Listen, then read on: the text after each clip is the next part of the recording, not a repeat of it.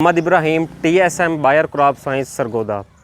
दोस्तों अज असी तहसील सिला वाली 130 शुमाली ज़िला सरगोदा दे विच मौजूद हाँ तो अज असी जिम्मेदार भरावां नूं दस्सांगे कि मूंजी की फसल उत्ते इस टाइम की मसले आउणगे। अगर असी गल करिए मूंजी के उत्ते बीमारियां दी ते इस टाइम मूंजी की फसल उत्ते 3 तरह की बीमारियां जिहड़ी हमलावर होंदियां ने। उन्हां बीमारियां दे आउण दी वजह की है, हवा दे विच नमी मौजूद होवे ते मौसम जिहड़ा है वो गर्म होए ते इस टाइम 3 बीमारियां आ जांदियां ने। नंबर 1 पत्तियां दे गुलाफ का झुलसाओ, नंबर 2 पत्तियां दे उत्ते भूरे धब्बे ते नंबर 3 धान का भबका।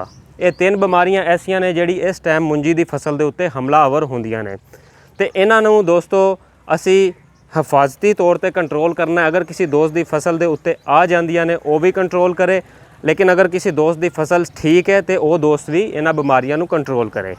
इन्हां बीमारियां नूं कंट्रोल करन दे वास्ते बायर क्रॉप साइंस का एक प्रोडक्ट है नटीवो।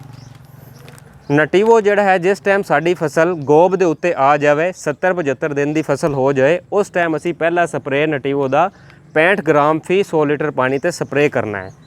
इस तो बाद 7 तो 10 दिन के वक्फे तो बाद दोबारा नटीवो का 65 ग्राम फी 100 लीटर पानी दे विच मिला के असी स्प्रे करना है। ये नाल दोस्तों ये तीनों तरह की बीमारियां जिहड़ियां ने यह भी कंट्रोल हो जाएगियां।